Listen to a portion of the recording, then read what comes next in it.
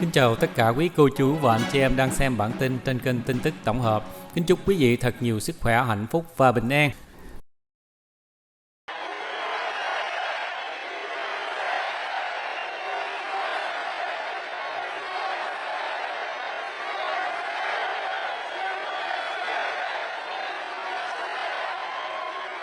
Well, we have to start by saying hello, Rapid City. Hello. And thank you for that incredible South Dakota welcome. I have to tell you, you have to see outside. This place is packed. I wish the press were legit. They'd turn around, they'd show this arena. This arena is incredible. And you are incredible people. Incredible people. I'm thrilled to be back with thousands of hardworking, God-fearing patriots in the heartland of America. I want to thank one of the most successful governors in the entire nation, an incredible person, South Dakota's own Kristi Noem. Thank you, Kristi. Thank you.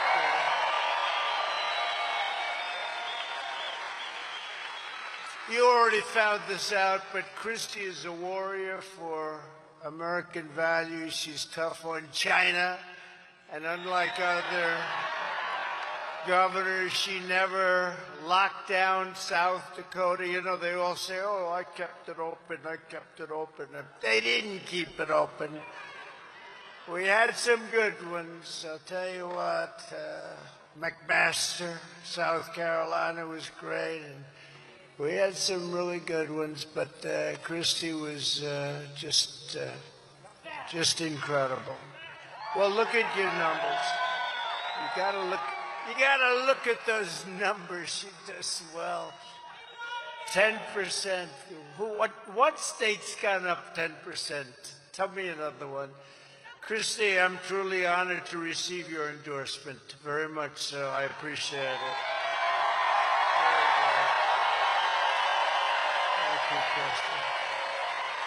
Thank you very much. It's a great honor.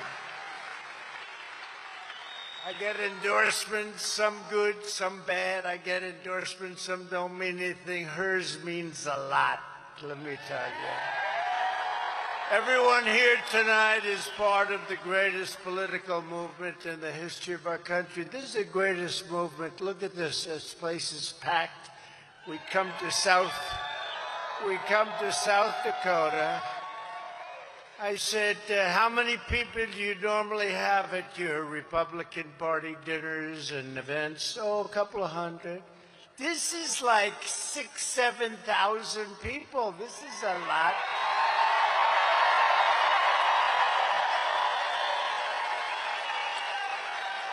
Your chairman is great. We'll talk about him in a second. He's done a fantastic job, but this broke your all-time record. And maybe we'll break it again next year. We'll have to do that. You know, maybe we'll break it. We're the only ones that can do it. But we're racing toward a monumental victory 1 year from now. This is so important. There's never been anything like this one. This is, you know, when we did 2016, I said, this is the most important, and I meant it. But this is the most important election we've ever had, because our country is going to hell. It's going to hell. Together we're going to defeat crooked Joe Biden, the most crooked president in history, the most incompetent president in history. We're going to take back the White House, and we're going to make America great again.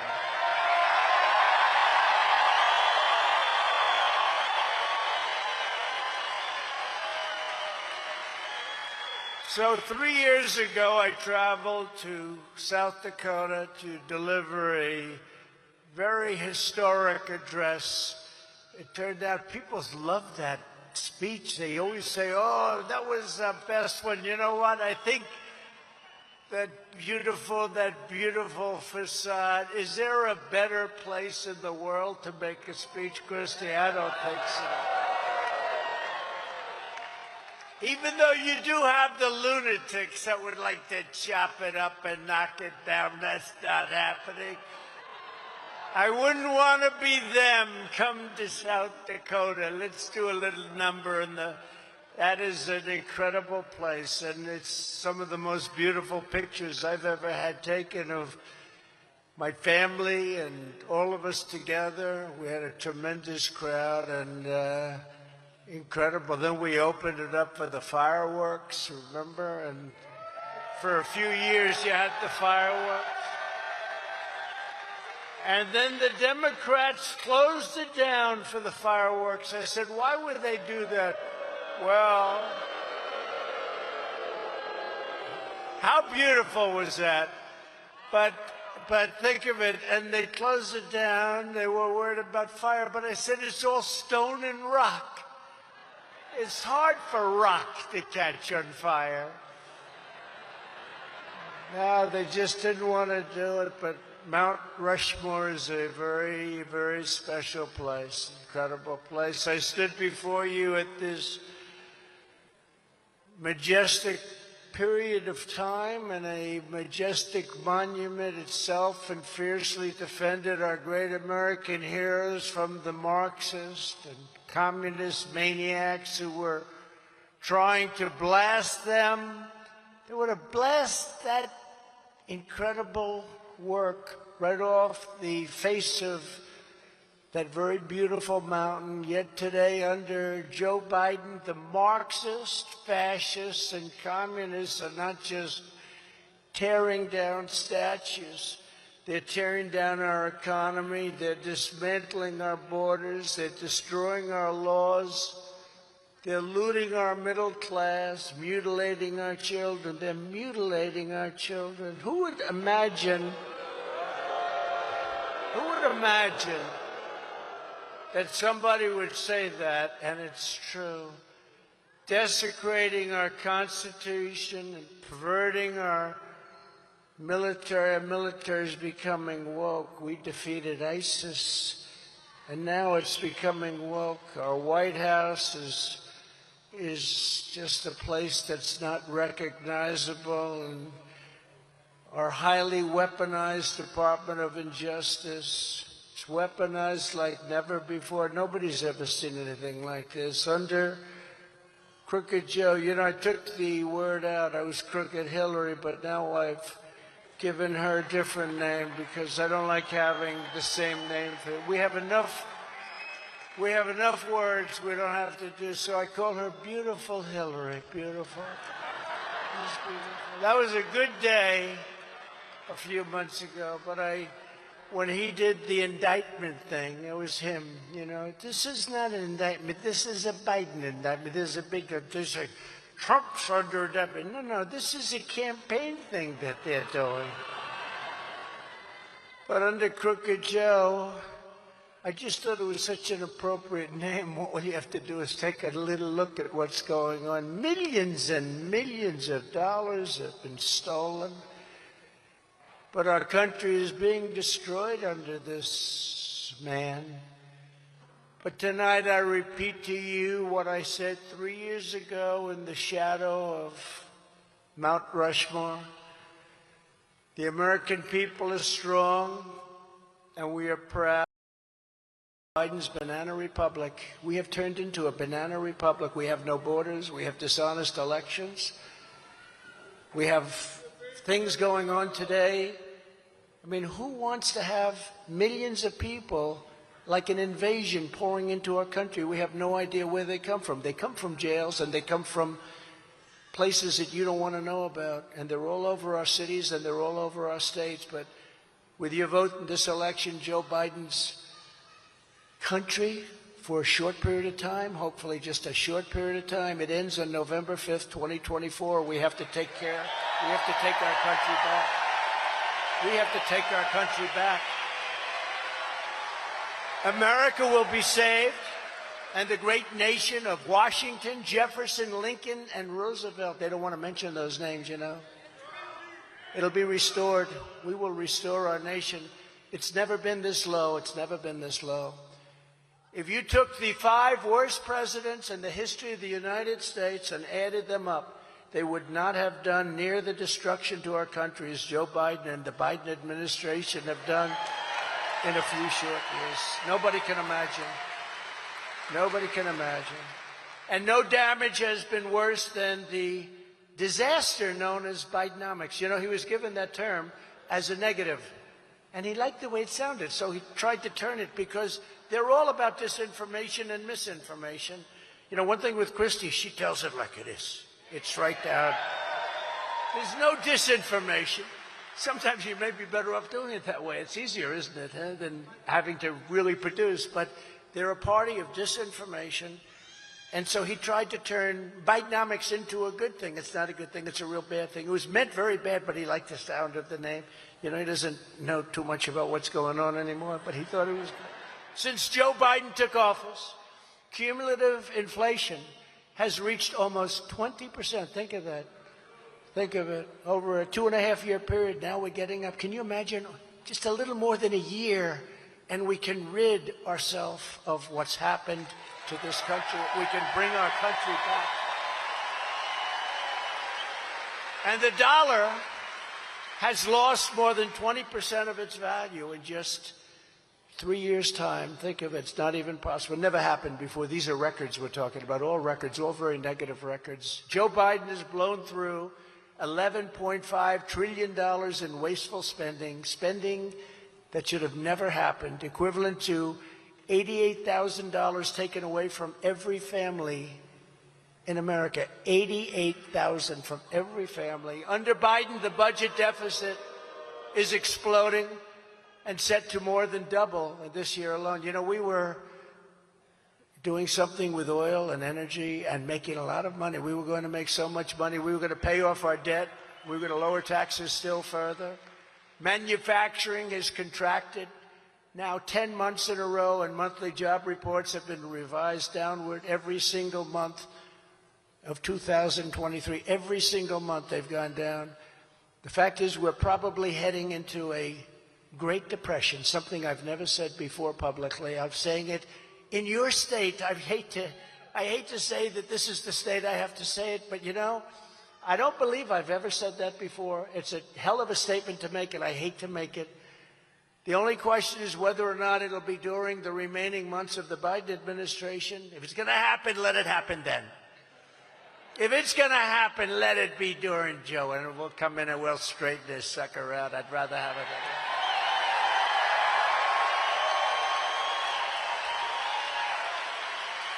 Or will the next president have to bear the brunt of what Biden has done to our country? He's done such damage to our country. And I don't want to be the next Herbert Hoover. You know who Herbert Hoover was, right? The Great Depression. He was the president during the beginning of the Great Depression. But I won't let that happen. I will never let that happen. That I can tell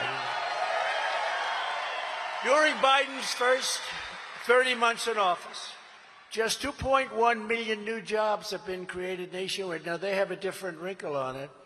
And the wrinkle is so off that even the fake news back there said that he can't get away with that. No, he makes up these stories, you know, like there's a picture of a fighter jet. I used to be a fighter jet pilot. Then there's a picture of a truck. I used to drive a truck. And then there's a picture. He does everything. This guy.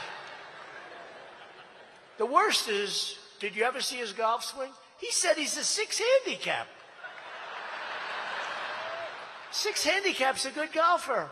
You know, when he's 6 handicaps, that's a good golfer. This guy can't hit a ball to Christie. He's a 6 handicap. I think that's the greatest lie of all, if you want to know the truth. By contrast, during the first 30 months of President Trump, we created 4.9 million new jobs, shattering all predictions and projections. Nobody's ever seen anything like that. It's the greatest economy in history. Greatest in history. Under Biden, real incomes have gone down by $7,400 per family. Think of that. Under President Trump, yearly income went up by more than $6,000. That's a record, more than $6,000. Think of that. And all of this horror, and yet Joe Biden is traveling around the country pretending he's an economic genius. In fact, he's actually an economic arsonist, and Bidenomics is incinerating American wealth at a level never seen before. It's an inferno of inflation, taxation, submission, and failure. We submit. Everyone says, what is submission? You're submitting to China. You're submitting to all these countries. We're pouring money out of our country. We can't take care of our own country. We can't help Hawaii. But we send billions and billions and billions of dollars to other countries. The choice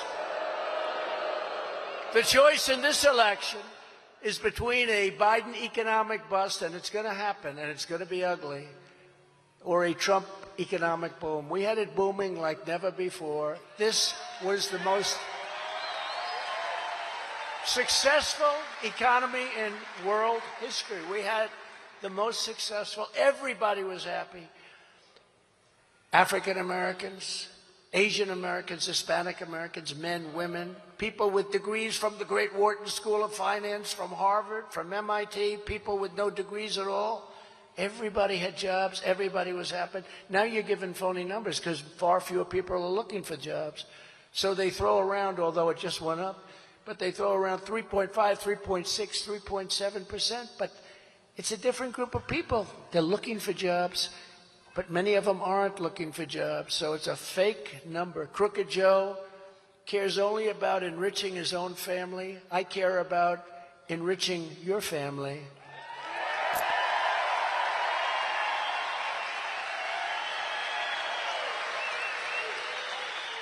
And something that, again, this is like an evening of firsts, but something which I proudly state, that I'm the only president that ever lost money while serving in office, and I knew that would happen. I didn't know it was going to be that much. That's a lot. I lost a number of billions. But I knew it was part of the game, and that's what I intended. I didn't intend. I could have made a fortune. Oh, I could have gone to these countries and made deals. You know, I put things in trust. I said, my kids are going to run it. I said, don't do deals outside of the country. Don't do this. Don't. They were going, Dad, can we do something? They said, no, you know, I'm president. We have a higher standard. And then I come out and I watch this Biden stuff they go to make deals with countries that it's just the craziest thing I've ever seen. And I got to give credit to Jim Jordan and Jamie Comer and all of these guys because they found things that nobody thought could be found. But it cost me billions of dollars, and it's been worth every single penny of it. Because I'm working for you. I'm not working for me. That I can tell you.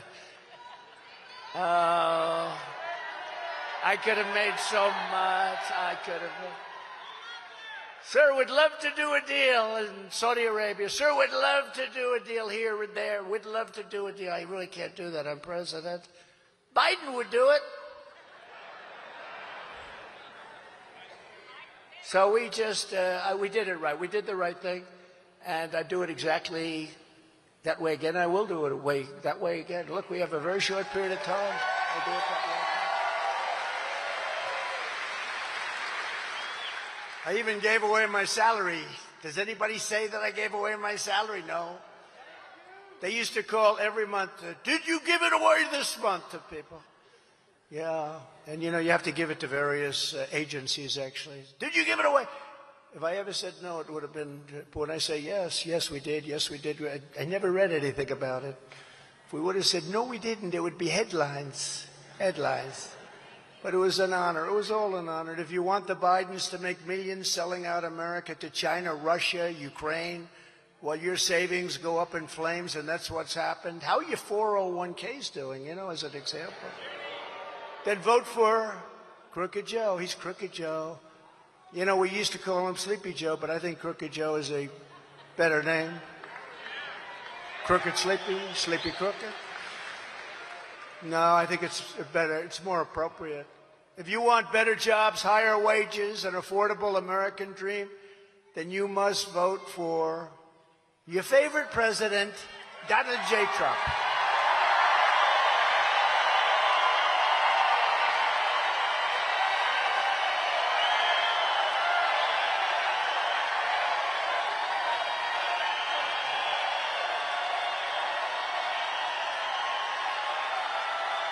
Thank you very much.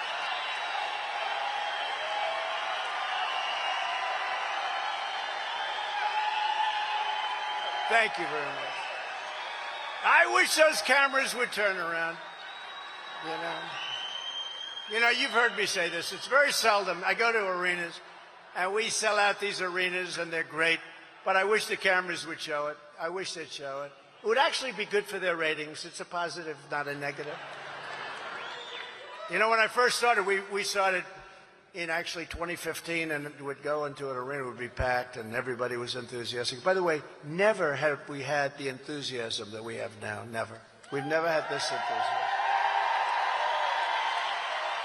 And we had record enthusiasm in 2016. In 2020, we had more. We did better in 2020 than we did in 2016. Got millions and millions more. But we've never had the enthusiasm that we have now. But I used to say early on, I'd say, you know, it's a shame. I'd go home, and our great First Lady would say to me, how are you, darling? I said, could I ask you, did you watch the speech? Yes. And she's tough, you know. I'd say, how did I do? Well, I didn't like your hair. Oh. I didn't like the way your hair looked. I said, oh, that's not good. But I said, how did the crowd look? Well, you couldn't tell except for the noise. You know, the noise, it's obviously not 200 people shouting. Remember, Joey couldn't fill up the 8 circles, and then he supposedly won. The fake news would used to have to come. They'd come down and they'd fill in those 8 circles.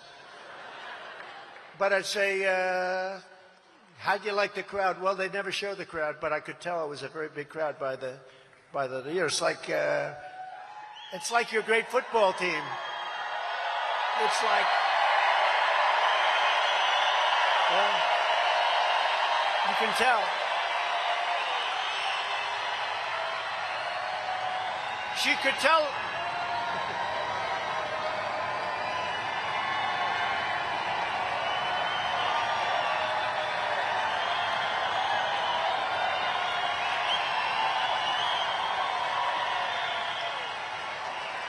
Good. Now I'm going to get a good review tonight. That's good.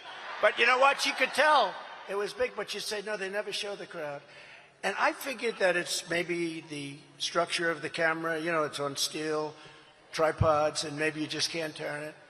And then we had a couple of embarrassing moments where people ended up fighting in a corner or something, and that camera turned around like a pretzel. They wanted to show that. So that was my theory. It couldn't do it because structurally, you know, it's very stiff and you can't turn it.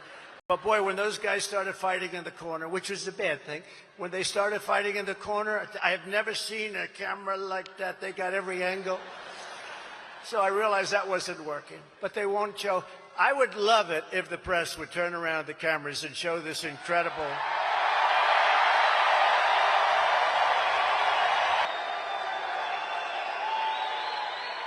They don't do it. Did you see that? They don't do it. They won't do it.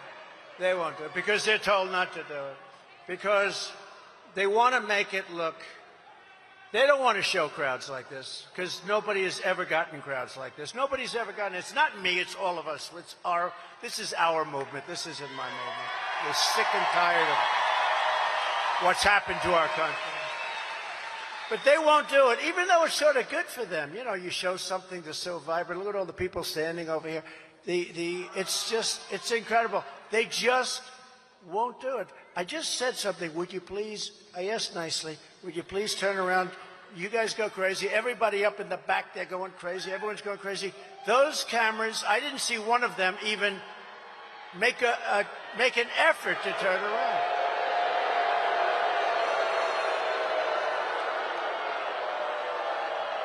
That's why they call it fake news.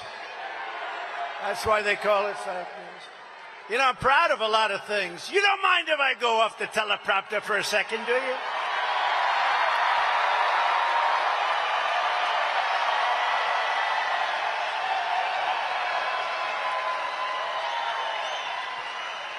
Better than I thought.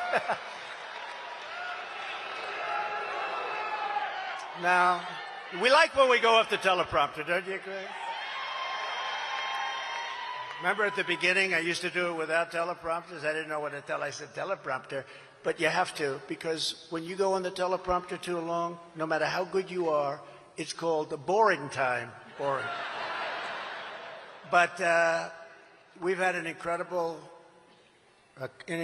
time with this country. We have such potential.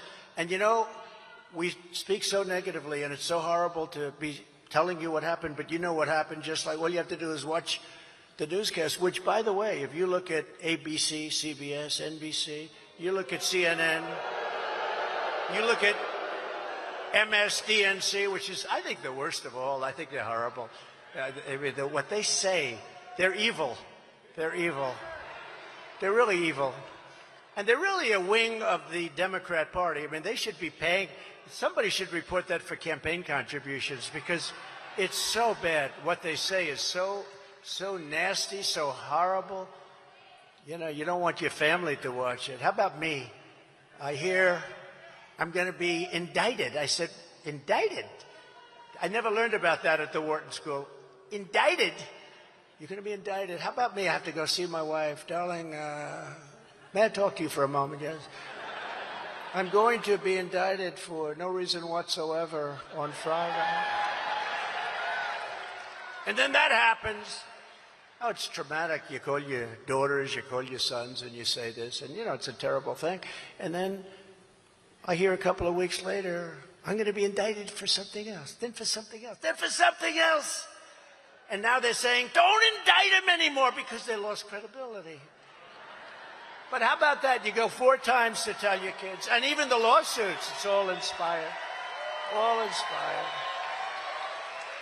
No, these are sick people. These are people that are actually sick. I mean, and they're just destroying our country. And if we don't take it back, in 24, I really believe we're not going to have a country left. There's not going to be anything left. And you see it less because, you know, you're here in this great state. And I heard Christie use that term, flyover, but it's flyover, and everybody admires you when they're looking down. They'd like to be here with you because they know what's happening on the West Coast, and they know what's happening on the East Coast. And it's not pretty. So the people that are smart, they say, there's no more flyover. We're coming right here to South Dakota or other places. I mean, you don't see what's going on other than the news, and the news really covers it up. They don't show the main networks. They don't show what's going on the border. It's peanuts. What they show is nothing compared to the facts. This is an invasion and a destruction of our country, and they don't want to show it because they want that crooked guy to be reelected if he makes it to the starting gate. I don't know if he's going. And you know, I used to treat him with a modicum of respect because I have respect for the office of the presidency, and I would never talk the way I talk now. But when they indicted me for nothing, for free speech, I said the election was rigged and stolen, which it was, and everybody knows that. Everybody knows it. Free speech.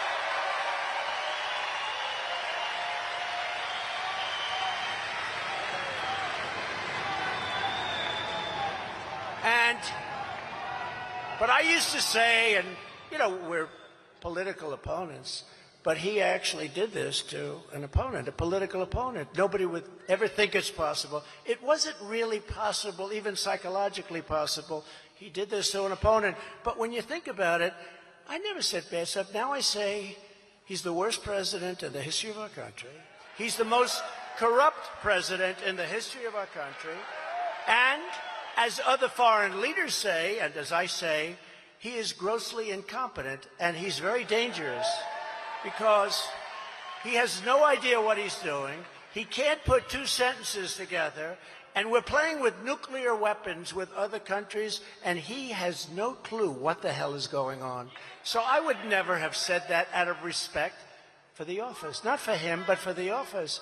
But now that they've weaponized the Department of Justice, now that it's been weaponized, now that the FBI came out with, you saw that, with Twitter, they call it Twitter files, and the things they've done are so bad, they're so evil, with all of the different things that have taken place, and with all of the corruption that you're witnessing on a nightly basis. And you don't have to watch. The great thing about the internet, a lot of it's really bad, but you get you get to see what's happening. You really do get to see what's happening. But when you see the kind of things, I feel I'm totally free to speak my mind. And my mind is the same as your mind, because you know what's happening just like I do.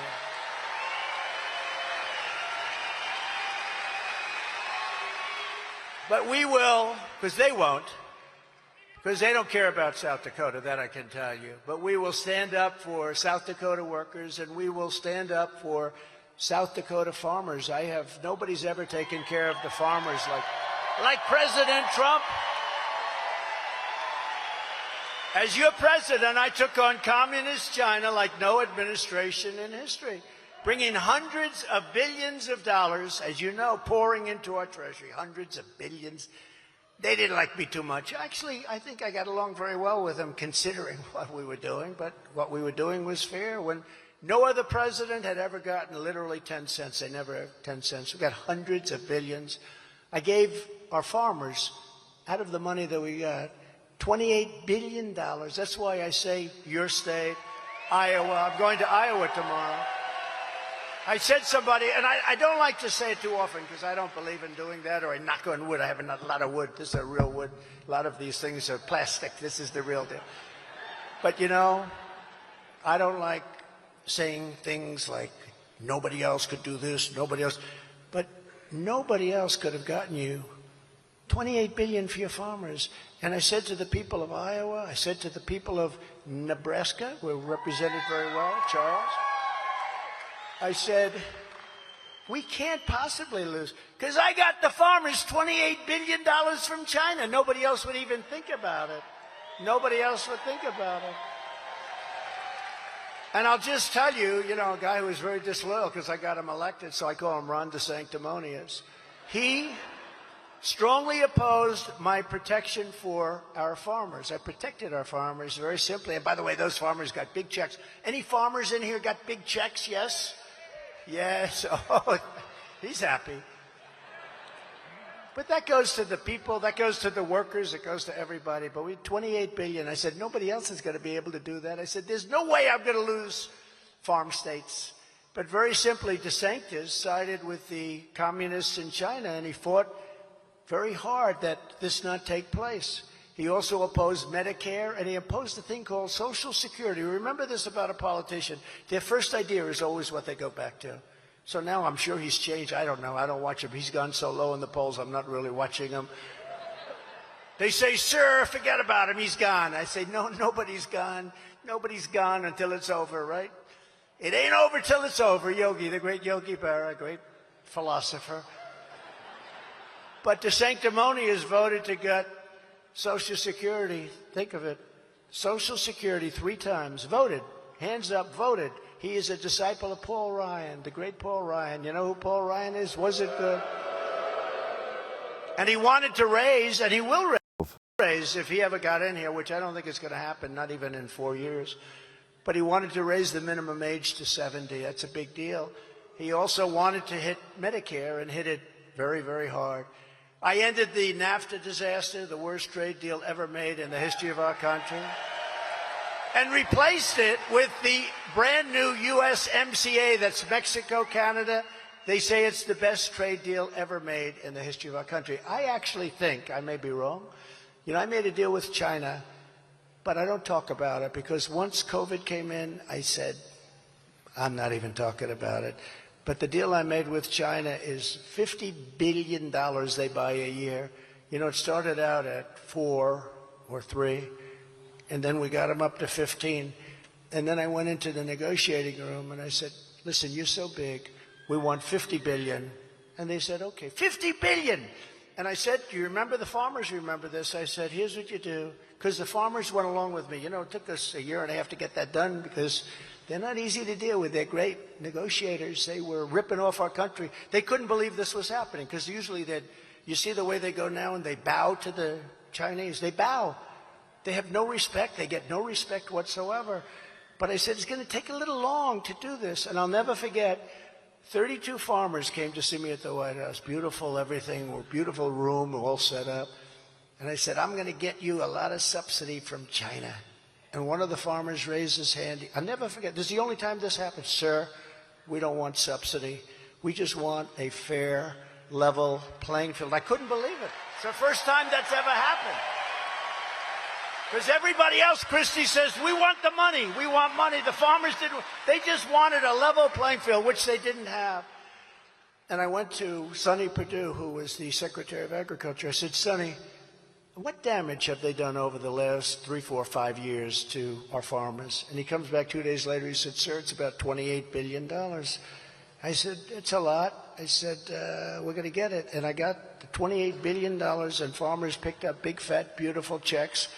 And I was very happy to do it. And I said, there's no way I lose a farm. How the hell am I going to lose a farm state?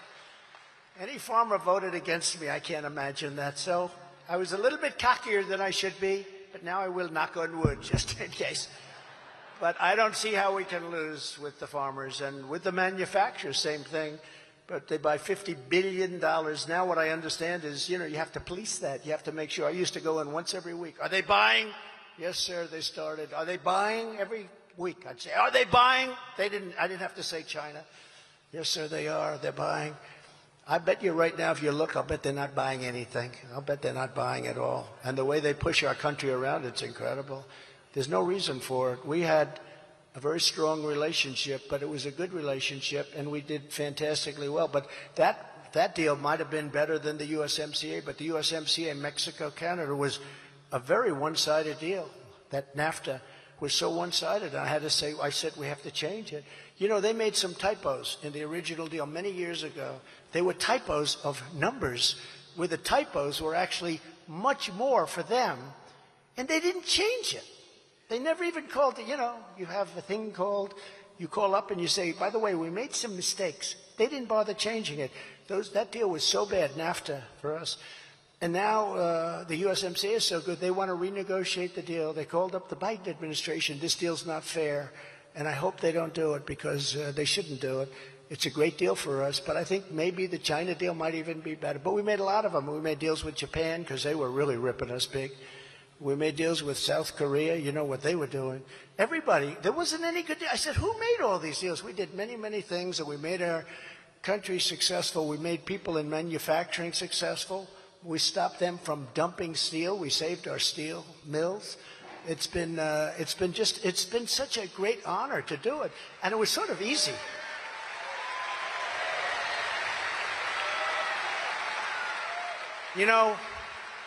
Prime Minister Abe of Japan, who was, as you know, assassinated, a great guy who's a friend of mine.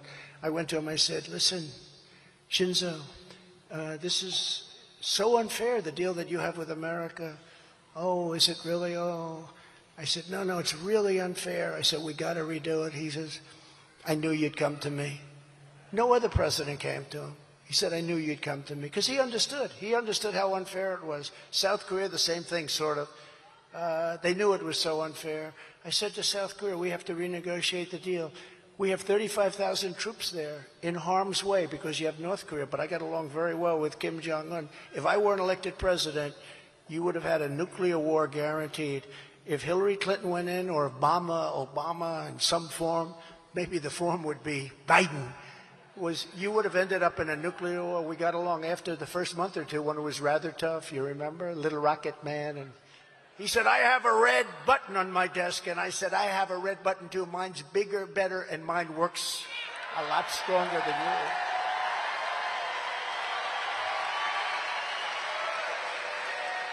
And President Obama told me when we sat down, it's a sort of a ritual before you take office, I sat down, I said, so what's the biggest problem? He said, biggest problem is North Korea. I mean, he really felt we were going to end up in a nuclear war. I said, have you called them? Rather than losing millions of people, have you called them? And he didn't say yes. And I said, well, maybe somebody should have to call. And the truth is that they did call, and they were not received well. When we spoke and we dealt, I went over there. You remember that? It was a very historic moment. Went over there. And I said to Kim Jong-un, being a real estate guy, it's just sort of natural. I said, you have the most beautiful shoreline. Think of it. You're between China, Russia, and South Korea. Look at the beautiful shore. You could have the most beautiful condos that you've ever seen and become rich as hell. You don't have to live like you're living. But he's a tough guy. He's a smart guy, and he just loves collecting nuclear weapons. That's what he does. He collects nuclear weapons, and we got along incredibly well once we met and once we started the whole thing. And we saved the Olympics in South Korea because nobody was going. Nobody wanted to be blown out of the stadium. And we came along. They actually participated in the Olympics. We had a great relationship, and it would have been great if we would have had a deal done long ago if the election weren't rigged. And that's the way it is. I mean, it's a shame. Think of what's happened to our country in just 3 years. Think of what's happened to our country. You look at the borders and you look at, we're not respected. We're laughed at all over the world. We're losing all of these countries. Saudi Arabia now is aligned with China.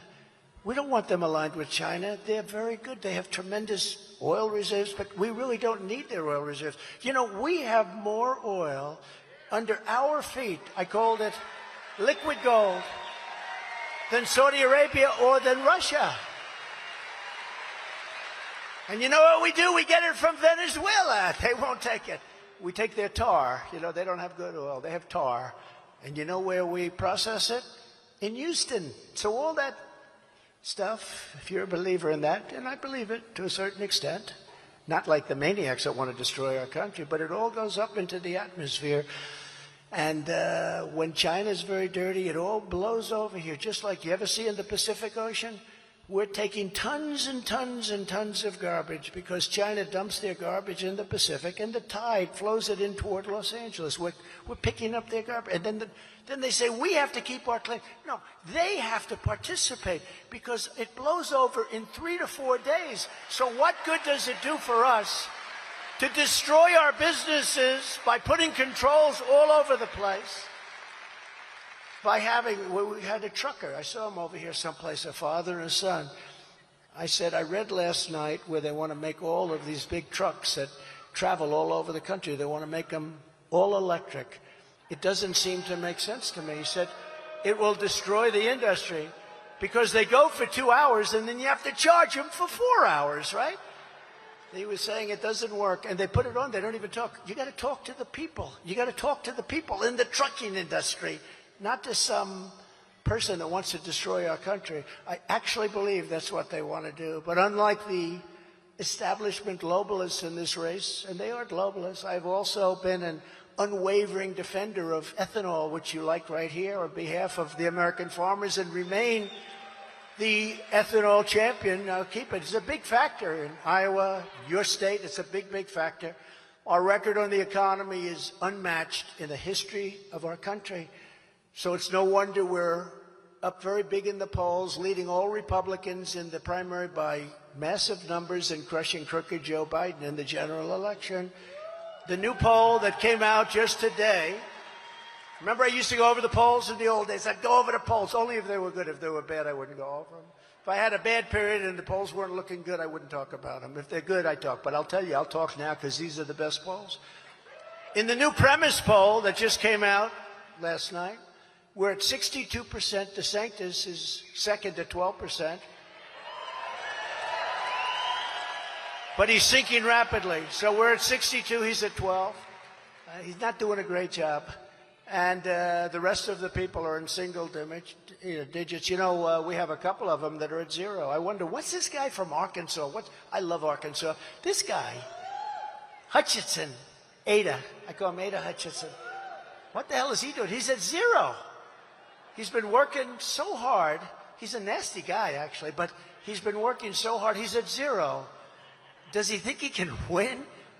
He's not going to be picked for a cabinet post if that's what he's thinking about.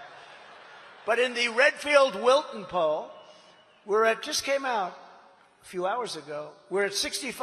DeSantis is at 9%. Now we're hitting. Now we're hitting the big lead.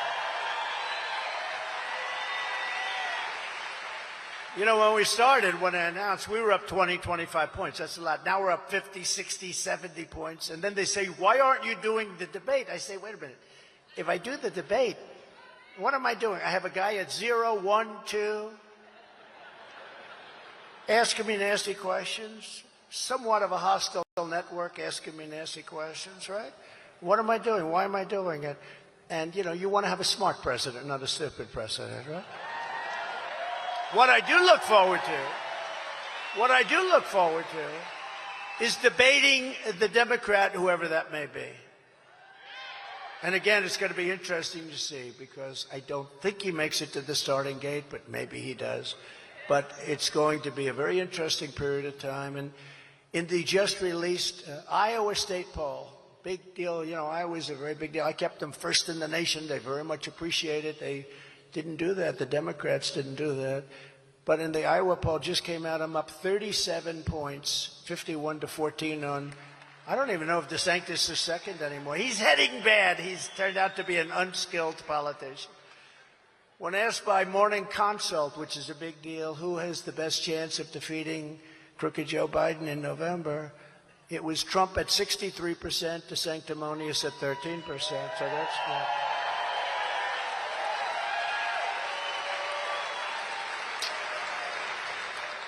And Christie and her incredible, by the way, he's an incredible guy. Her husband is an incredible guy, and I appreciate you putting up with everything in the world of politics. It's, I don't know how the hell you do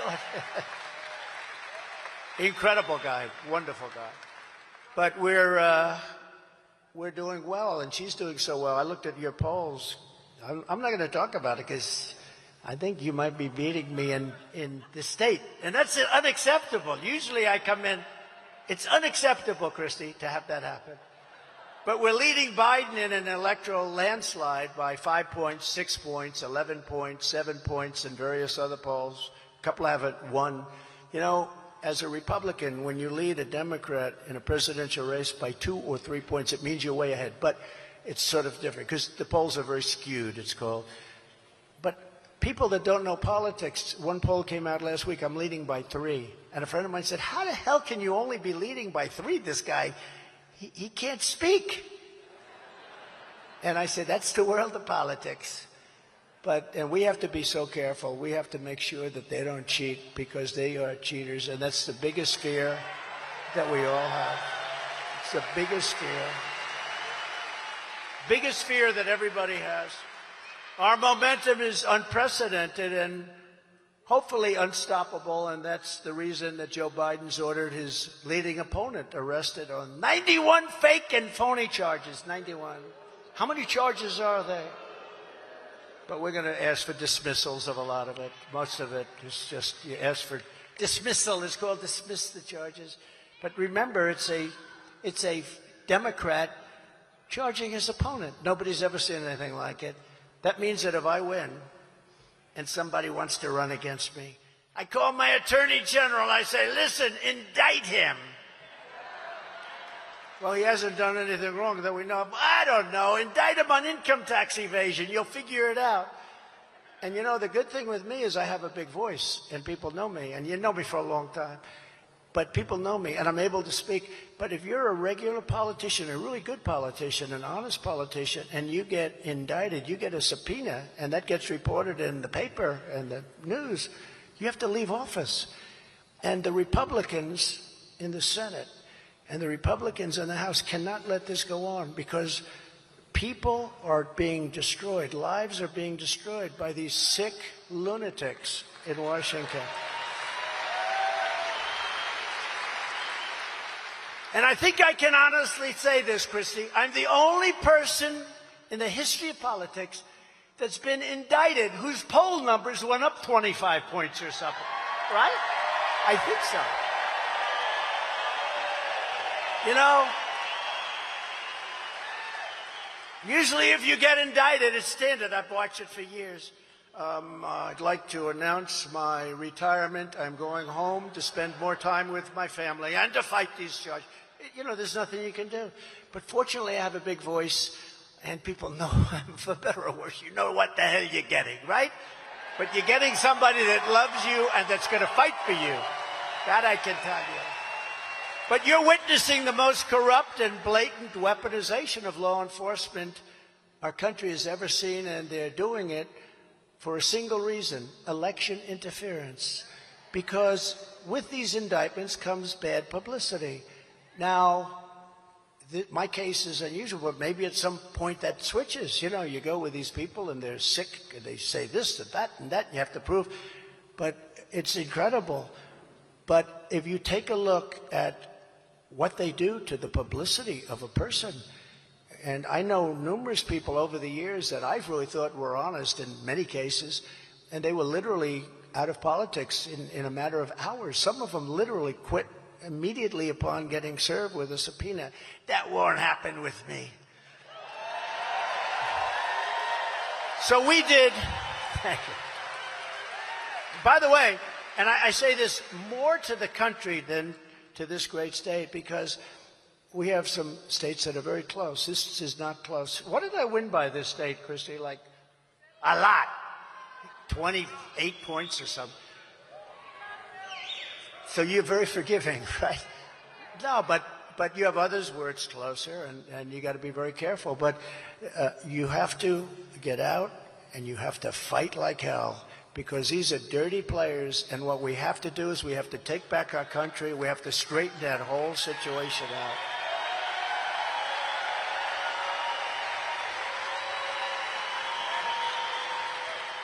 And it does. It allows me to now, because this is unthinkable, I'm president and I call my attorney general, indict my opponent. He's doing well. I'm leading Biden in all these polls. Every time I have a good poll, it seems every time they give me another indictment. What's this one for? But if you're the president, you're the chief law enforcement officer of the country. You remember the fake impeachments. We had impeachment hoax number 1 and impeachment hoax number 2. They were 2 fake impeachments. One was over a phone call that turned out to be exactly right. Exactly right. But what you do is you make it impossible for people to win an election. It's called election interference at a level never seen before, and we have to stop it. But if they're allowed, what will happen, whether it's me or anybody else, if they're allowed to do it, that means that the Republicans are allowed to do it. And then you get into this situation which is really very bad and very dangerous for our country. Nobody thought a thing like this could happen. We did great in 2016 and we won. We did much better in 2020 than we did in 2016, getting many millions more votes, and we're going to do even better than we've ever done before in 2024. I feel that. I mean, I see it.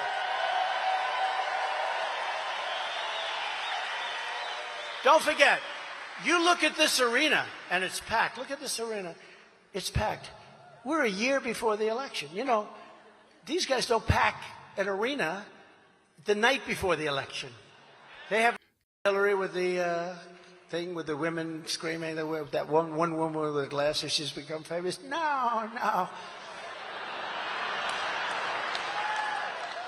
That was the most beautiful stage I've ever seen. By the end of the evening, it didn't look pretty. They rigged the presidential election 2020, and we're not going to allow them to rig the presidential election of 2024. We won't have a country. We won't have a country. Every time the radical left Democrats, Marxists, communists, and fascists indict me, I consider it a great badge of honor. I do. And I'm being indicted for you. I am being indicted for you. I'm not too thrilled about that, but that's part of the job description, isn't it? I'm being indicted for you.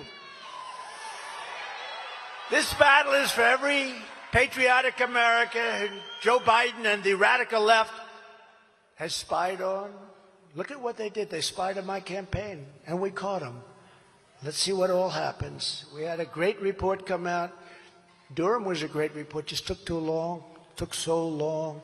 And we had the IG, Horowitz. He did a fantastic job. By the way, appointed by Democrats. He did a fantastic job. We caught him. They spied on my campaign. Think of what would happen if I spied on, let's say, Obama's campaign. Or even Biden's campaign. I wouldn't want to. It would be too boring. But let's see. Although you'd see things that were very bad. But censured and persecuted or slandered as it's really a threat to democracy while they trample our rights and liberties every single day of the year. You see it. You just turn it on and you see what they're doing. It's a horrible thing. It's for the blue-collar workers, the waiters, the waitresses who Biden is harassing with 87,000 new IRS agents that are allowed to carry guns, by the way. You know, they don't want guns, but they're allowed to carry guns. They're allowed to carry guns.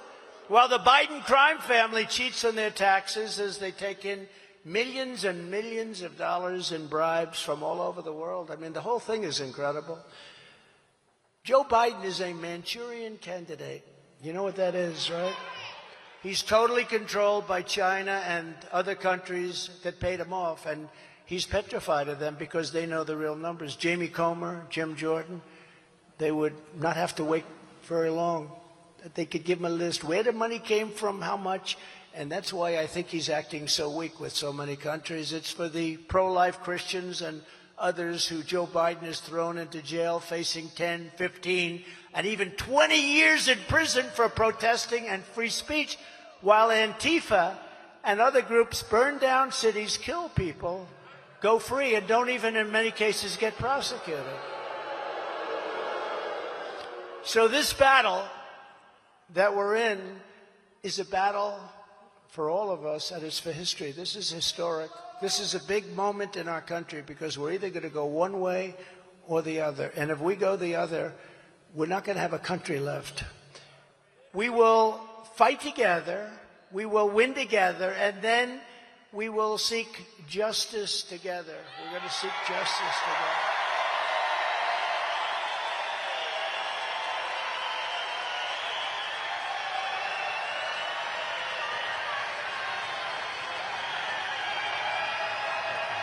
Thank you. Thank you.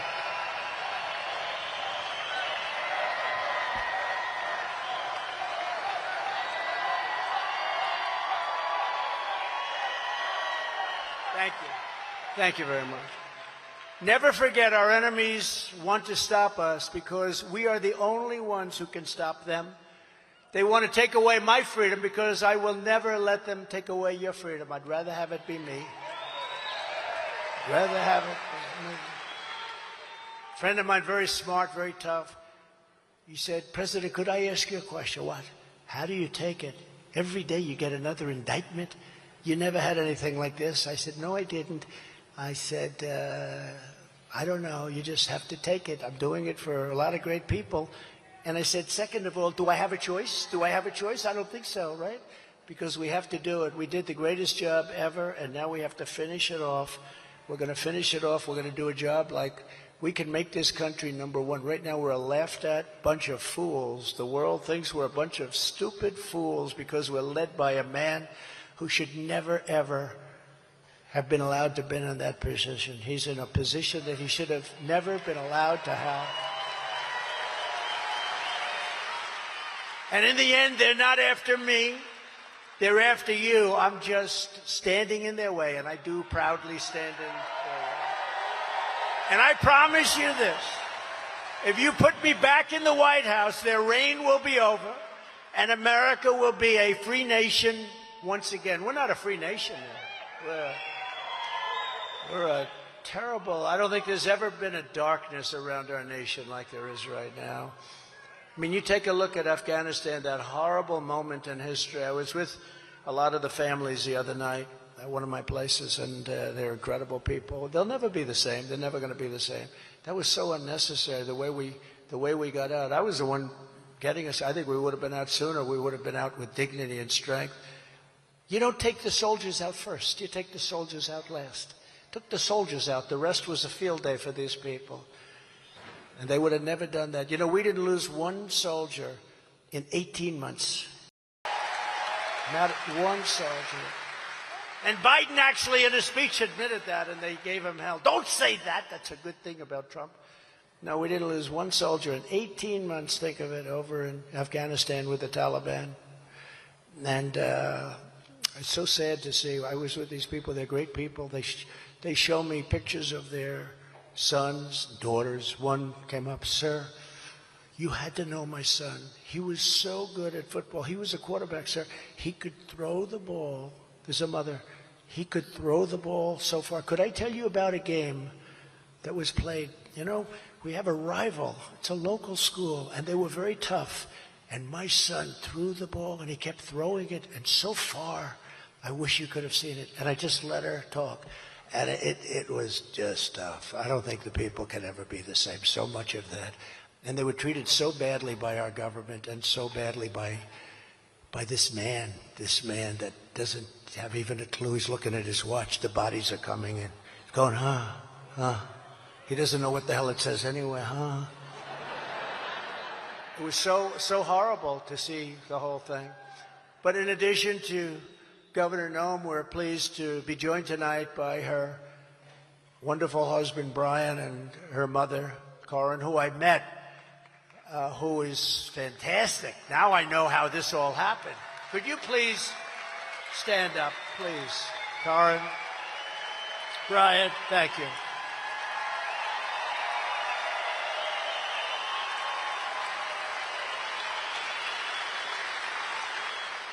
You think it's easy being with her, huh? It's not easy. They're incredible, two incredible people. Gotten to know them. Lieutenant Governor Larry Roden has been terrific, really terrific, wherever he may be. Thank you, Larry. Attorney General Marty Jackley, Attorney General. Thank you. Great job you're doing. Great job. Treasurer Josh Hader. Josh, thank you, Josh. Fantastic. Auditor, that's what the United States could use, a good auditor like Rich Satgast. The country could, did you know they sent billions of dollars to Afghanistan? Nobody has any idea where the money is. Rich, that wouldn't happen with you, right? He'd know every penny. I don't know, maybe not every penny, but think of it.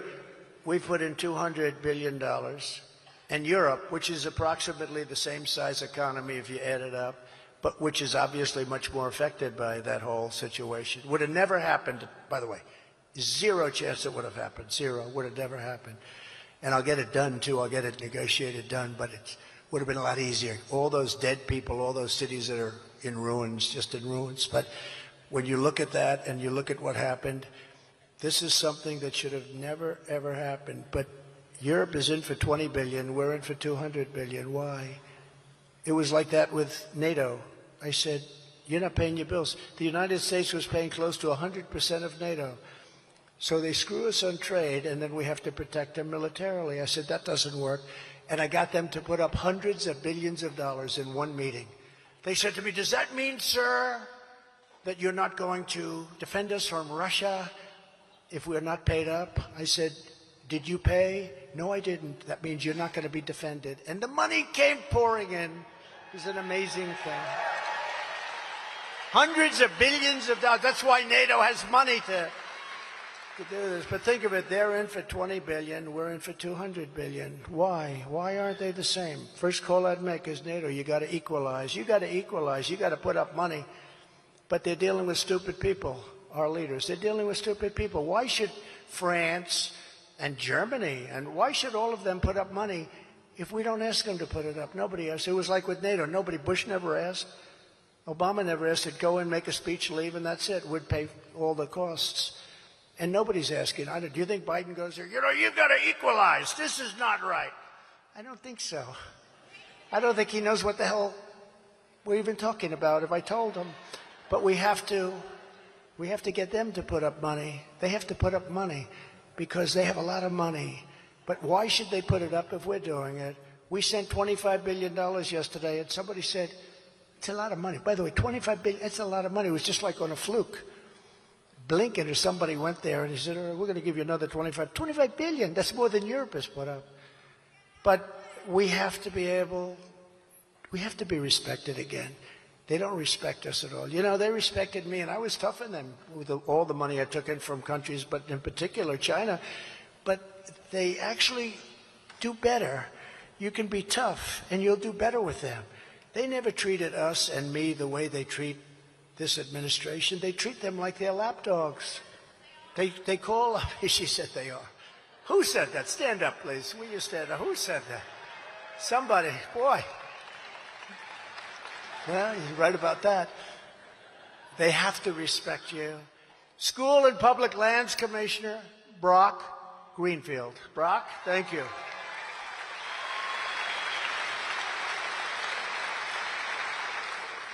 Is China buying any of that land, Brock? No, he says, no, sir. Public Utilities Commissioner Christy Fegan. Thank you, Christy. Great job. A very special guy. This guy is tough. I mean, he's great. He broke every record tonight. He never thought he'd see a thing like this happen, because it's true. What Christy said, a lot of the people turned it down. I don't turn down. I come back to the people that love me. I come back. They turned it down. And if they did come, you'd have a crowd of about 100 people. But he knew what he was doing. He went to Christie. He said, "Do you think you can get Trump?" And they called me, and I said, "Let's do it. Let's break every damn record for South Dakota." He's your GOP chairman, John Wick, and he's doing a fantastic job. John, great job. Great job. Thank you very much, John. A man who's also doing something very special, Rapid City Mayor Jason Solomon. Jason? Thank you, Jason. A friend of mine and one of the most respected people in the Senate. He's a great guy, Steve Daines. Where's Steve? Where's Steve? He is doing some job, and he's my friend. We need more Steve Daineses in the Senate, because the Senate has to get a lot tougher. Steve knows that. They got to get a lot tougher in the Senate. It's sad what's happening. And a man who was my first person. He's just outstanding. That's all I could say. He said, I put him in 6 months before I ran. This is 2015 now. I said, "What do you think?" And they were doing polls, and it looked like I was doing well, beating people. And he came in and he said, "Sir, I'm telling you, you're going to win." I said, "Really, you think?" And every day he'd come to my office, "Sir, you're leading, you're winning, you're leading. This poll is unbelievable. Look at it." I don't even know if it was a real poll. He just kept saying, "You're unbelievable, sir. It's the most incredible politician I've ever seen. I haven't even started yet." And he got me a little bit excited. And then I started seeing the country wasn't doing well. And I said, "You know what, Corey Lewandowski, I think what we're going to do is we're going to run." And he's a great guy and a very smart guy and a wonderful person and a friend of everybody, Corey Lewandowski. Where is he? Where is he? It's true. Were they real polls, Corey? You better tell me. Oh, he said no. He said no. I have a feeling that might be true. Thank you, Corey. Great guy. With the help of many of you in this arena, in 4 short years, we achieved more than any administration in the history of our country. We have to. And I say that all the time, and the fake news doesn't even correct me. We've done so many things. We became energy independent for the first time in history, and soon would have been energy dominant for the first time ever. Making billions and billions of dollars, rapidly paying down our staggering $34 trillion in debt. We're going to pay it down so fast. And reducing your taxes still further. I gave you the largest tax cut in the history of our country, larger than the Reagan tax cut. We created the most secure border in U.S. history, built nearly 500 miles of border wall, got Mexico to give us 28,000 soldiers. You know, they always say, "Oh, he didn't get Mexico." I got Mexico to give us, free of charge, 28,000 soldiers while we were building the wall. We built almost 500 miles. You know what my critics say? "Oh, but it wasn't all new." No. If there was an old 2x4 laying in the ground that's 50 years old, where they would take it and throw it away, would put in a brand new wall, they'd say, "That was a renovation. That wasn't." No. These people are sick. But we built almost 500 miles. Then we were going to add another 200 miles, and we had it all done. You saw what happened, and would have taken them 3 weeks to put it up. We had the bad result in the election. Would have taken 3 weeks, and we would have, every hole would have been plugged. And we built the exact wall that the Border Patrol, they're incredible. Brandon Judd is incredible. Tom Homan is incredible. We have incredible people, and they want to do their job. It's you know, they could sit back and they could just not do anything. They really want to do. They love the country. They want to see it happen. But we got Mexico to put up billions and billions and billions of dollars in 28,000 soldiers protecting our border. We had the best record ever in the history of our country, and that included human trafficking, mostly in women, a horrible thing. You'd think of it as an ancient, horrible situation, but it's bigger now. Because of the internet, It's this massive, massive business, much bigger than it was 100 years ago and 200 years ago. It's horrible, but we had it to the lowest point it's been in decades. And we had drugs down to the lowest point they've been in decades. And we got Mexico to give us all those soldiers. For all those people that say, this was much more money than I was going to get Mexico to pay. They gave us 28,000 for you. Now, I did tell them, listen, if you don't do that, we're going to tariff all the cars that come into the United States at a level like has never happened before. We would love to give you 28,000 free soldiers. Sir, we would love to give you 28,000. You know, when I first told them about that, we need 28,000 soldiers, your soldiers, free of charge. We need them on the border. And they looked at me like, are you kidding? Then I said, no, we have to have it. No, we won't do that. I said, yes, you will. You will do it. I'm telling you, you will. And we had a person at the State Department, a woman who was great. She was dealing with Mexico for 25 years. Sir, he'll never do it. She was very good, but she was never able to get anything. But she said, he won't do it. They won't do that. And I said, yeah, they will. Then when I met with the representative, the top guy, and I said, yeah, we want 28,000 soldiers. He said, we're not going to do that. Why would we do it? You're going to do it. You're going to do it. He said, no, we're not. I said, yes, you are. Here's the story. I'm signing this document right now. On Monday morning, this was a Friday night, on Monday morning, everything you send into the United States, we're going to have a tariff on of 25%. And that's more money than your 28,000 soldiers will ever cost in a million years. Sir, I'd like to leave this room right now and make a phone call. I'll be back in 5 minutes. I said, you can do that. He came back. Sir, it would be our great honor to supply you free of charge 28,000 soldiers.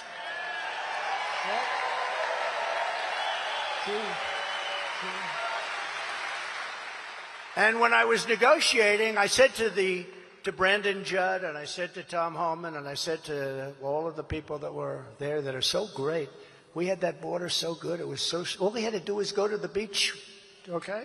Which he does anyway. But he destroyed everything. If he went to the beach, who the hell is telling him to go to the beach every day? Tell me, does he look good? He can't lift. You know, those things weigh about 3 ounces. They're meant for children to pick up. He can't lift the chair. He can't get his feet out of the sand. It's, who the hell, does he have some political consultant say, you know, you've got a great body. You should go to the beach. Who the hell is giving him that advice? I don't know. Does he like the beach that much? So crazy. But we negotiated, very important, remain in Mexico, because they used to come into our country and we couldn't get them out. When they touched our soil, you couldn't get them out. So we said, we want remain in Mexico. Hundreds of thousands of people were in Tijuana and different places. I wouldn't say Mexico was thrilled until we learned who they were. And in many cases, we wouldn't accept them. We wouldn't take them. And Biden gave that up. It was not easy. He gave it up. And we deported illegal alien criminals by the tens of thousands, MS-13. ICE is so incredible. They don't get the credit.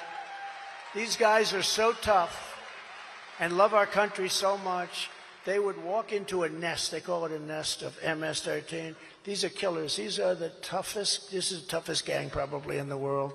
A lot of them go to Long Island. They go to different places, but Long Island, for whatever reason, and we have thousands of them. We got rid of thousands, but these guys would walk into a nest and you just see fists flying. I mean, it's the most incredible thing. Who the hell wants to do it? See that guy there with the black? You're a stand-up, please.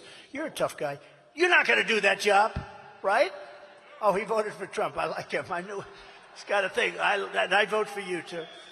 But you wouldn't do that job. I wouldn't do the job either. But these are tough people, and they love our country. And they were taking them out. They used to call it a paddy wagon. They were throwing them in, and they were taking them out by the thousands out of our country. And we had a problem because these other countries, like El Salvador, all of these different countries, they wouldn't take Guatemala. They wouldn't take the people back. And they came to me, and they said, sir, Guatemala, El Salvador, they won't take them back. They never have. They've never agreed to do it. And President Obama was never able to get them back. I said, oh, how much do we give them in aid a year? Sir, we give them 75 million. I said, I think you're wrong. I think it's 10 times that amount. Sir, I'd like to check. He comes back. Sir, you were right. It's 750 million. I say, well, that's peanuts compared to what we do, but it's a lot of money. So I said, inform them that effective immediately, we're not making any economic development payments to the country. Because what they would do is we would load up a plane, we would load up a bus, we'd take it into their country and they wouldn't allow it in. They put planes on the runway so our planes would fly in. They had big planes put all over the runway so our planes couldn't land, so they'd come back. This went on for years. And I said, okay, what you do is we're not going to give them any more money. The 750 informed them, effective immediately, no more money. The following morning, I got a call from the 3 presidents. Sir, we'd like to talk to you. Actually, there were separate calls, too, but the exact same words. Sir, I understand there's some difficulty with bringing people back to our country. I said, yeah, for about 10 years, you haven't allowed anybody back in. You send them out yourself in the caravans, but you don't take them back. He goes, sir, perhaps there's a misunderstanding. We would be honored to take them back. Sir, when will the money start coming back into it? I said, number one, you got to take them back. We brought them back into those countries by the thousands and thousands and thousands. Some of these MS-13s, you read the story, in Long Island. In Long Island, 2 beautiful young girls, 16 years old, were walking to school, and they attacked them, and they cut them up in pieces, little pieces. They killed them both. And they used knives, not guns, because the knife is much more painful. They watched these kids suffer. These were beautiful, perfect kids. Number 1 in her class, and the other was fantastic athlete. They cut them up in pieces. These are animals. I said that publicly. I said, these are animals. And Nancy Pelosi said, these are human beings. They're not animals. No, they're animals. And we got them out by the tens of thousands. Now they're pouring back into our country because we have stupid people running our country. We appointed over 300 federal judges and 3 great Supreme Court justices.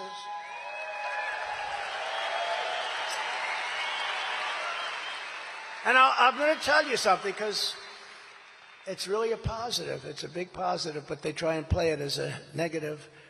Last year, those justices bravely and incredibly ruled on something that everybody has wanted for decades, for 51 years. They ruled to end Roe v. Wade. That was a big thing.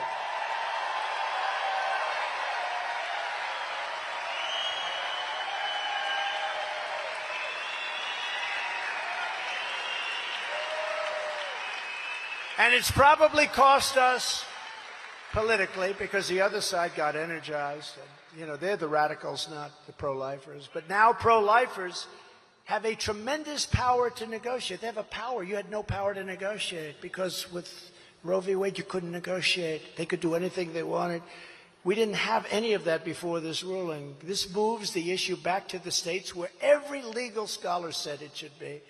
And like President Ronald Reagan, good man, but like Ronald Reagan before me, I support the 3 exceptions for rape, incest, and life of the mother. I support. Not everybody does. I think a large portion do. I think you should, but again, that's your own feeling. Remember, the Democrats are the radicals on this issue because they're willing to kill babies in their 5th, 6th, 7th, 8th, 9th month, and even after birth. They're willing to kill babies. So when politicians talk about this, they have to say that they're the extremists, because if you're willing to take a baby out of the womb in the 8th month or the 9th month, or after the baby's born, remember that crazy governor, the past governor from Virginia, where he said, when the baby's born, you make a decision. And just recently with the Supreme Court. So that, by the way, the pro-life question, it's going to get you in a position where a lot of tremendously good things are going to happen. 52 years they tried to get that out. We did it. And now you're going to be in a position to do what everybody knows is right. And it's a very important decision. Nobody thought it would be possible to get, but it's something that's very important. The Supreme Court also approved something that nobody thought they would ever see, merit-based systems of education.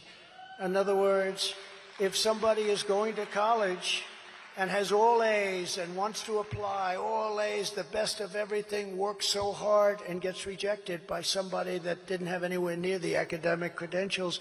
Nobody thought that would ever get approved, and that was so important. That was such a big thing. It's called merit-based. We have to go back to a merit-based country. But that was just the beginning. Here's just some of the agenda I'll be immediately implementing when we, it's all of us, when we become 47th President of the United States of America. Before I even arrive at the Oval Office, shortly after I win the presidency, I will have the horrible war between Russia and Ukraine settled. He would have never done it. I know them both. You got it settled. When I was on CNN, I said, I want to see whose side are you on? I said, I'm on the side of people not being killed. I'm on the side of hundreds of thousands of people are dying, and I think that's going to be one of the bad things later on when you find out the real number of people dying in that war. You know, they'll knock down a city, they'll knock down an apartment house, they'll say 2 people were injured. They weren't injured. There were hundreds and hundreds of people killed. Those buildings don't come down and you have 2 people injured.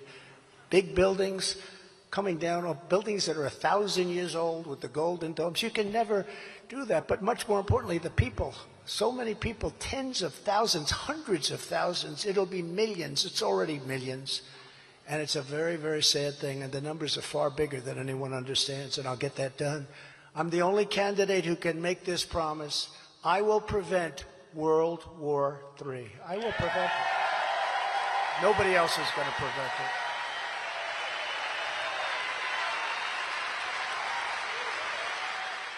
Nobody else is going to prevent it. And this will be a war like no other. This is a nuclear war. If you have World War III, it'll be a nuclear war. And this won't be army tanks going back and forth shooting at each other. This will be levels of destruction that nobody's ever contemplated or thought of before. I will totally obliterate the deep state. We started that. We were doing so well. Then COVID came in. And we'll fire the corrupt bureaucrats who have weaponized our justice system and destroying our country. To stop the Marxist prosecutors who release rapists and murderers while persecuting Republicans, conservatives, people of faith, I will direct a completely overhauled DOJ to investigate every radical DA and AG in America for their illegal, racist, and reverse enforcement of the law. I will immediately terminate every open borders policy of the Biden administration. We will seal up our borders like they were when they took office. Week after week, we're watching as Joe Biden's deadly border betrayals take precious, innocent lives. In May, a pack of 5 adult illegal alien and suspected MS-13 animals were arrested in Maryland for brutally murdering a 15-year-old boy and dumping his body in a state park.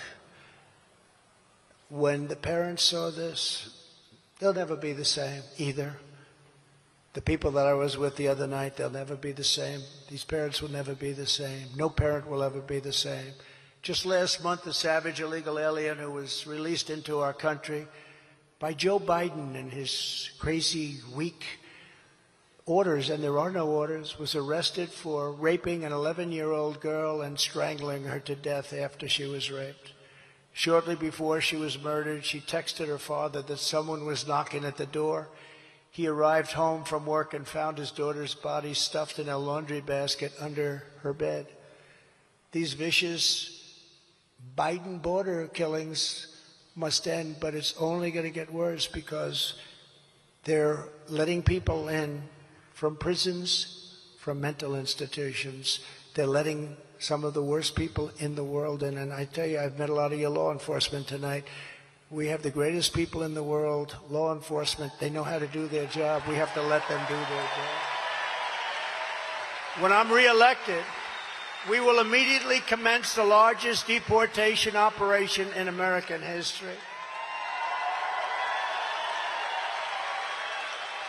But we cannot wait until 2025 to begin stopping this horrible invasion. This is like a military invasion. They're killing hundreds of thousands of people between the drugs that are coming in, the people that are coming in, the crime.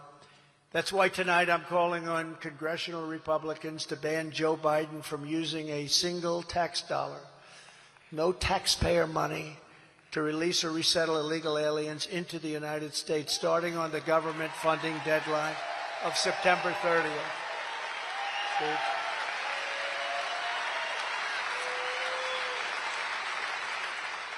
We take better care of these people, and many of them are criminals, than we take care of our veterans, our soldiers, and spend a lot more money doing it. You know, in New York, many of them are living in luxury hotels. Luxury hotels, hotels that you wouldn't want to go to because you wouldn't want to pay the price. Luxury hotels, it's not even believable. The time for talk is over. Now is the time for action, and they should immediately defund. Time for action. People are tired of talk. People are tired of talk. I said to our First Lady the other night, you know, this is big stuff. They caught Biden getting $10.2 million. That's peanuts compared to what the other numbers. But the guy said, this is big stuff. She goes, oh, well, all right. I said, what do you mean? Well, nothing will happen. We got to let it happen. And I told Steve and everybody, you got to take care. I mean, our country is being fleeced and robbed by people that have gotten away with things that nobody should be allowed to. And a lot of the Republicans, and they're great people, and great people just period. Democrats too, they feel it. Things should happen to take care of this. When she went, oh, that's good, nothing will happen. And a lot of people feel that, right? A lot of people feel that. We can't have that. And I hope that's why Steve and his friends, because he's got some great ones over there, but I hope the Senate gets tough, because the House has been working hard, but the Senate under this guy, Mitch McConnell, has been a disaster. And they should immediately defund the DOJ and prosecutors who are trying to take conservatives and Republicans out of political races through indictments and other illegal means. That's what they're doing. You know, if I was in third or fourth place, or if I wasn't running, I'd be living the life of Riley. I wouldn't be here with you tonight, but I'd be living I'd have nice houses all over the place. I'd be living a beautiful life. They wouldn't indict me. They indicted me because I'm in first place. And I hate to read those good polls to you, because every time I read a good poll, they want to indict me again. Maybe I should announce I'm doing horribly. It's horrible. Oh, we'll withdraw it. Their goal is to interfere with elections in order to make it harder for Republicans and conservatives to win. Congressional Republicans should also stop the Biden administration from bringing back COVID mandates, lockdowns, or restrictions of any kind by cutting off the money. And in your state, because of your governor, you're not going to have that problem, but a lot of states do. The radical Democrats are trying hard to restart COVID hysteria. I wonder why. Is there an election coming up by any chance? You know, I saw just the other day for the first time, we're thinking about masks again.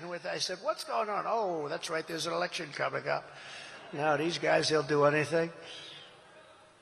But we can't comply because it's bad. And just follow your governor, follow your governor. On day one of my new administration, I will terminate every Green New Deal restriction that is destroying the U.S. economy with skyrocketing energy costs. Starting with Biden's preposterous electric vehicle mandate. You know, some people want to drive for more than an hour and a half. Sean Fain, you know who that is? The president, and he's a respected guy, president of the United Auto Workers, cannot even think about allowing all electric cars. They will be made, every one of them, in China, and the auto industry in America will cease to exist. And they have to, if they do all electric cars, none of them will be made here. They have all of the minerals, they have all of every form of material, every form of everything they have. We have a thing called gasoline, and they don't have that, but they have to do something. And you know what you really want is some people like an electric car, some people you got to have choice. Hybrids maybe are good, but you got to have choice. They're forcing it. Think of it. California had big blackouts this week, and they had a restriction on electric cars taking any electricity. Do you believe it? And then they want to go all electric. The whole thing is crazy. There is already a giant EGLOT. We call it an EGLOT. They don't go far along, are very expensive, and the consumer must be given a choice. The consumer wants choice just like we want school choice. We want choice in what kind of a car we buy. So vote for Trump, and I will stop this madness immediately. I will stop it.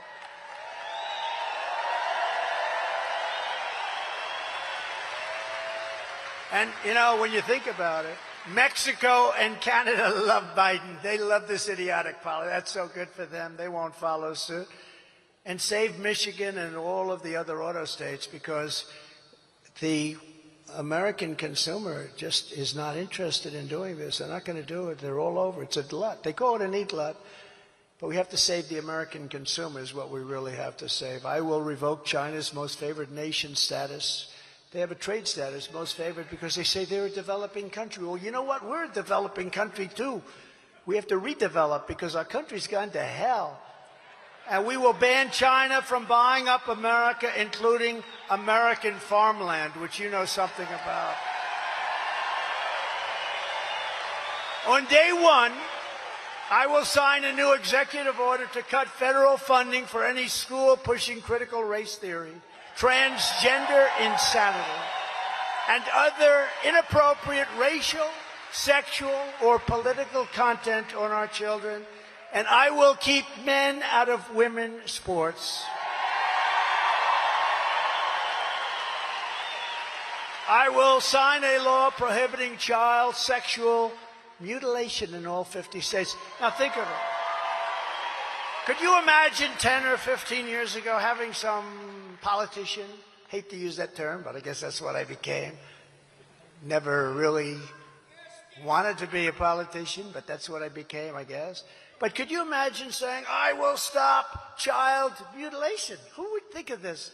Child mutilation without parental consent. Can you imagine if you made that statement 10 years ago, they'd say, is this guy crazy? But that's what you have to do. We'll stop child mutilation. And can you imagine having to say that I will also we are going to restore the Trump ban on transgender in the military. We had a ban on transgender.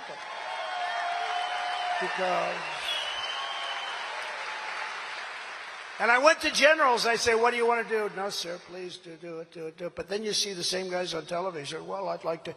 They just, it's very sad. You know, I had a ban, and tremendous amounts of drugs are necessary, a lot of other things. You're not allowed to have drugs in the military, so just there.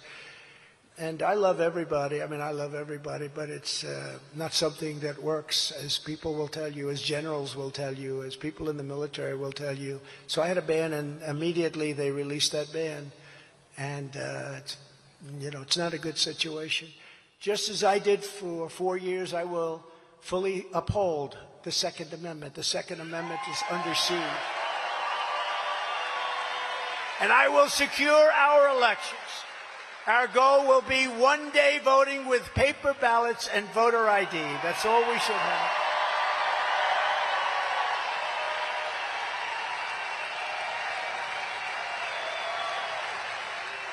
But until then, you got to get out and vote. The way we win is to swamp them. They can only cheat so much. And, a lot of people say, oh, vote early, go vote early, vote Tuesday. They had a vote in Arizona where many of the machines were broken, the Republican machines, of course, for Carrie Lake, who's a wonderful woman. But they had a vote, and they got there on Tuesday, and they stood in line for hours and hours and hours because a big percentage of the machines were not working. Terrible thing. This is what we must do to restore our country to greatness. Together we are taking on some of the most menacing forces and vicious opponents our people have ever seen. We've never seen anything like it. But no matter how hateful and corrupt the communists and criminals we're fighting against may be, You must never forget that this nation does not belong to them. This nation belongs to you. It belongs to you. This is your home. This is your heritage. And our American liberty is your God-given right. We can't let anybody take it away.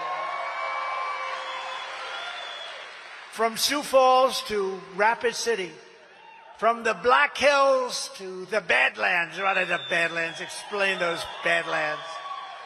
That's a hell of a name. I live in the Badlands. Actually, the inner cities are the Badlands, right? I'll bet your Badlands are very nice. And from the open skies of the Great Plains to the majestic banks of the wide and beautiful Missouri, you stand on the shoulders of some of the toughest, freest, and fiercest people ever to walk on this earth, like her, like him, like so many. This state was built by strong South Dakota men and proud South Dakota women who braved the snow and the rain and the hot and the cold, the dangers and the diseases to head west and settle their families on the great frontier. Life was hard and it was tough, but they were Americans, and this was to them God's country. I fully understand it. Fully understand it. This is God's country. South Dakota is the state where Lewis and Clark discovered the awesome splendor of the American West. It's where fearless American workers carved their heroes into the face of Mount Rushmore. Think of that. It's where generations of hunters and trappers, cowboys, ranchers, miners, farmers, workers, and craftsmen helped build America into the greatest nation in the history of the world.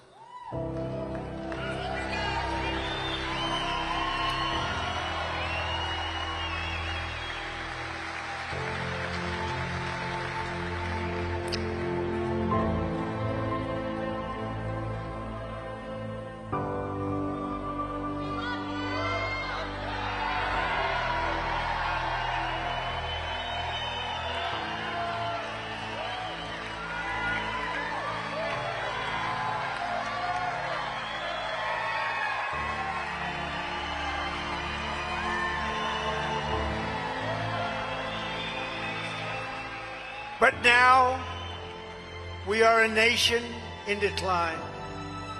We are a failing nation. We are a nation that has the highest inflation in 50 years, where banks are collapsing and interest rates are through the roof.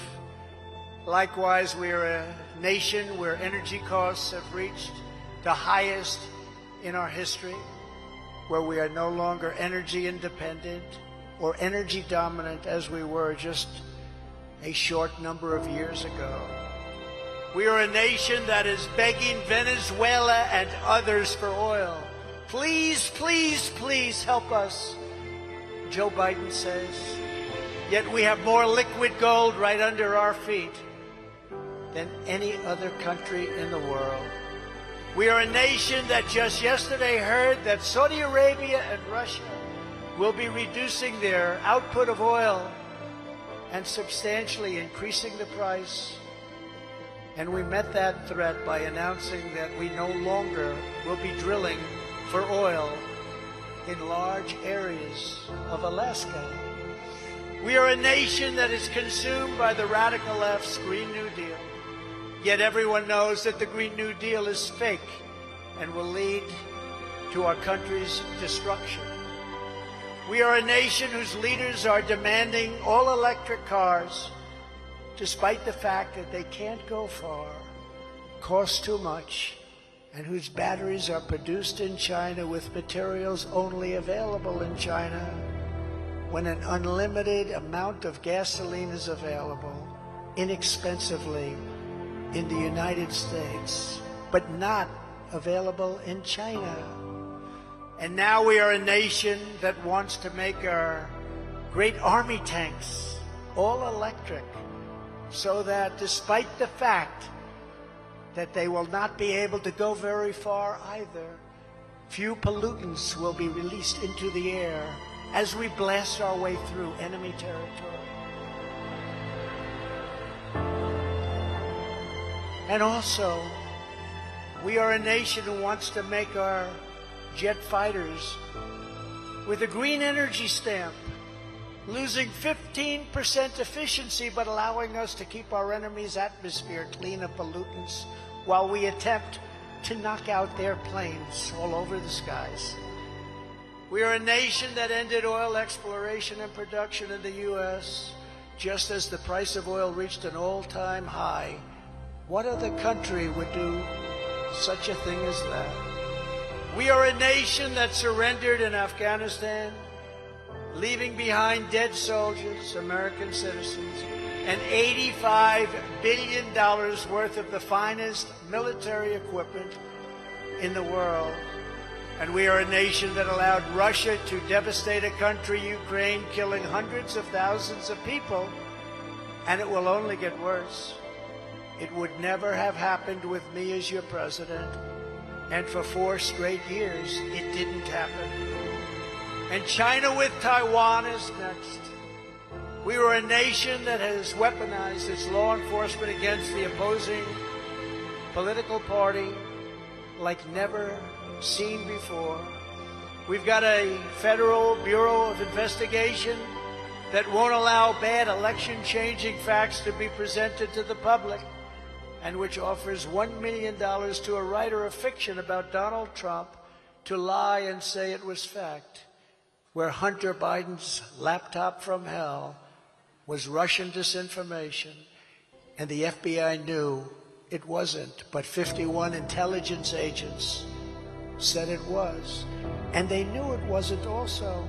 And the Department of Justice that refuses to investigate egregious acts of voting irregularities and fraud.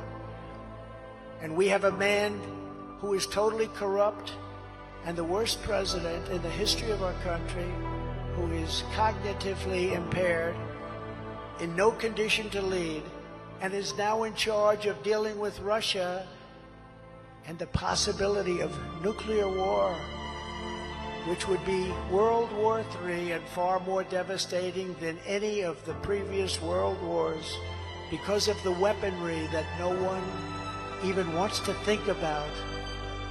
Most powerful weapons in history.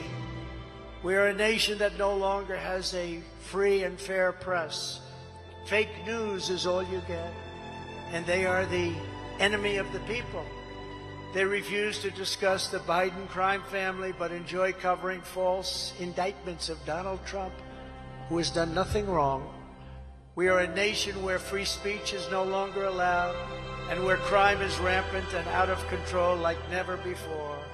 We are a nation that is allowing Iran to build a massive nuclear weapon, and China to use the trillions and trillions of dollars it has taken from us to build a military to more than rival our own. And less than 3 years ago, we had Iran, China, Russia, and North Korea in check. They weren't going to do a thing against us, and everyone knows it. They respected us greatly.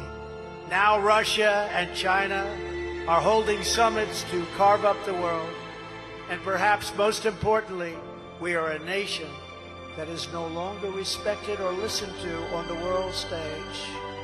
No respect. They think we're run by fools. We are a nation that in many ways has become a joke. And we are a nation that is hostile to liberty, freedom, and faith.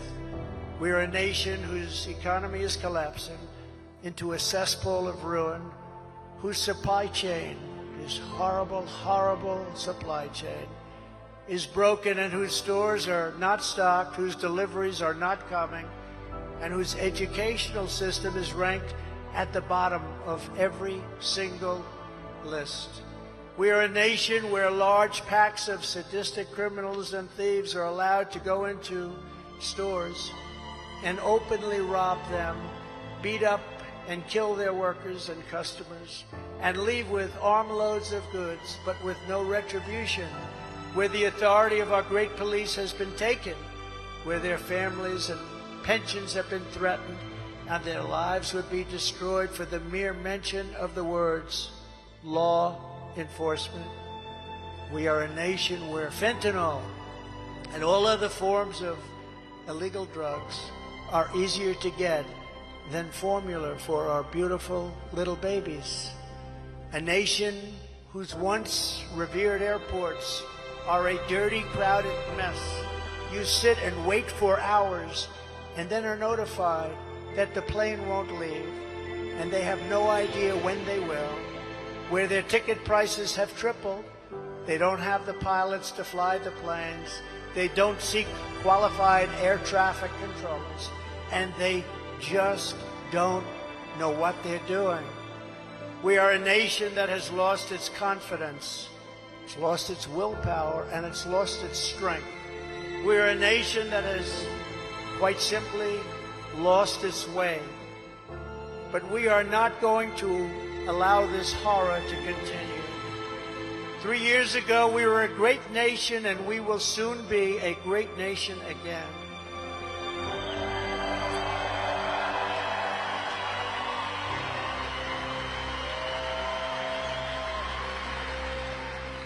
It was hard-working patriots like you who built this country, and it is hard-working patriots like you who are going to save our country. 2024 is our final battle. With your support in this primary, we are going to finish what we so brilliantly started. With you at my side, we will demolish the deep state. We will drive out the globalists. We will cast out the communists. We will throw off the sick political class that hates our country. We will rout the fake news media, and we will drain the swamp once and for all.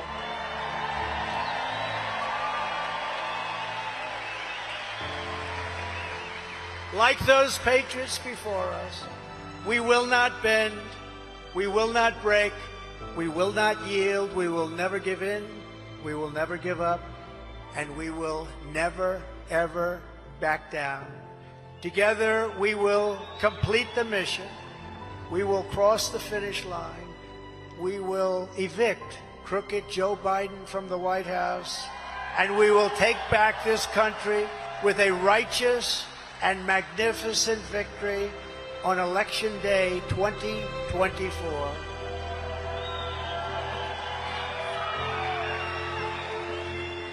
The great silent majority is rising like never before, and under our leadership, the forgotten men and women will be forgotten no longer.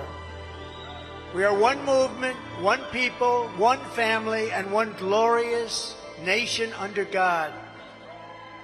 And together we will make America powerful again.